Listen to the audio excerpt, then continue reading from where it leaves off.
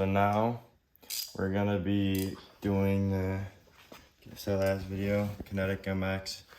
If you didn't see the last video, I did the throttle tube, BBR throttle tube, the extended one, because I said that I had BBR, everything BBR on the fork, so it's bigger. It's a bigger bike and D&M shock.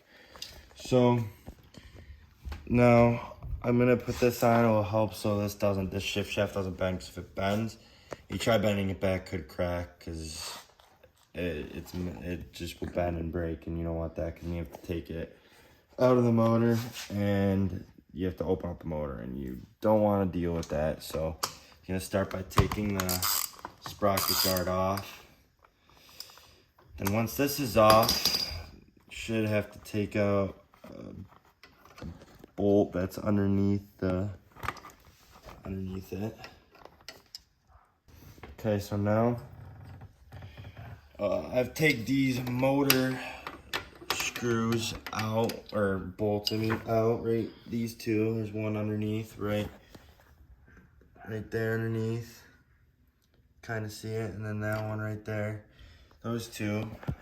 And you can use an impact gun and just to zip them out, but you don't want to do it, put them back in, because if you cross dead or strip these, it's not going to be a good day for you, because then you need either a new cover, engine cover, or you need to rethread them, which is a pain in the butt too, and you don't want to deal with that, most likely, unless you just want to deal with that. But once these are out, it's pretty simple.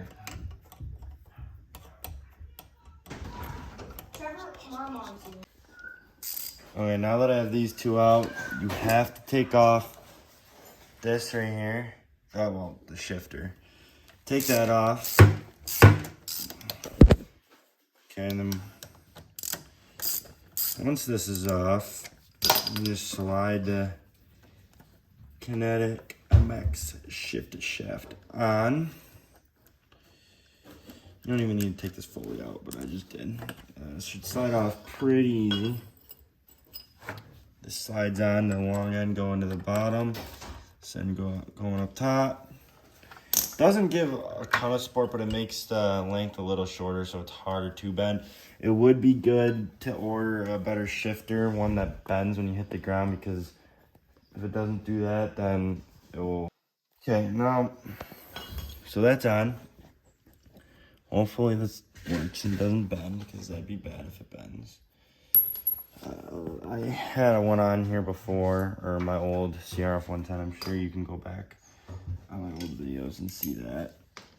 That build, it wasn't a very good build. I didn't film a lot of it, but I filmed D&M shock. I don't know if I filmed the forks, but I know I filmed the shock and filmed some other stuff. Yeah, so pretty much just tighten these back on. I'm gonna take these off and take this back out and put some Loctite on it, just because this is an engine bolt and I don't want it to fall out.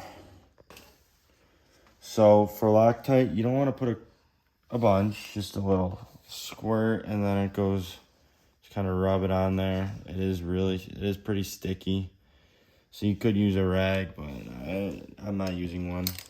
It's not a big deal to me, it doesn't matter to me.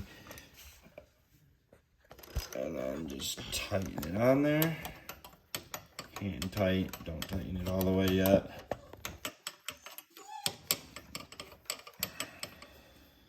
Okay, now you're gonna do the same thing to the other one. Again, you might want to use a rag, wipe it around, just so this doesn't rattle out, because we just loosened it from the factory, because this is a pretty brand new bike. Tighten it up. Make sure it goes in nice and straight. It's not hard to put in, because you do not want to cross thread. Like I said, you'll be needing a new case or something, and that will not be good. Okay, now once that one's in, we can tighten it. You can go pretty tight on these. You don't want to get like an extension or anything or go crazy on it. You don't want it to come out or strip, like I said again. And then put this back on. Like so. Depends on how you like the shifter. I like it to be either up or even with the foot. But some people like it down.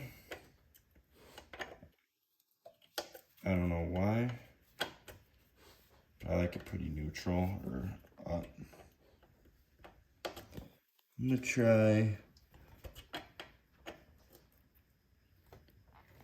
We'll see how this feels.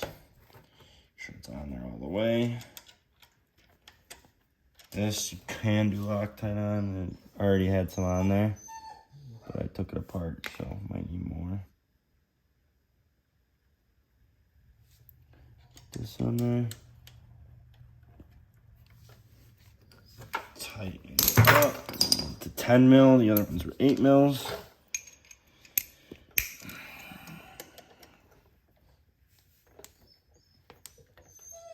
This one is pretty, not the easiest to do. I don't know why, but it is what it is.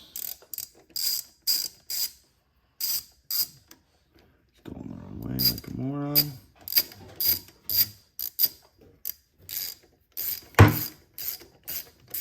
This one you want to do pretty tight, but you don't want to overdo again because you don't want to strip it. I mean, you can just get a new shifter, but you don't want to be doing that. And then this sprocket cover you can put back on. I think I might just take this part off, leave it off, leave this off. I have a gold chain going on. I just think it will look better overall. Say hi to the puppy. Get out of here, dog.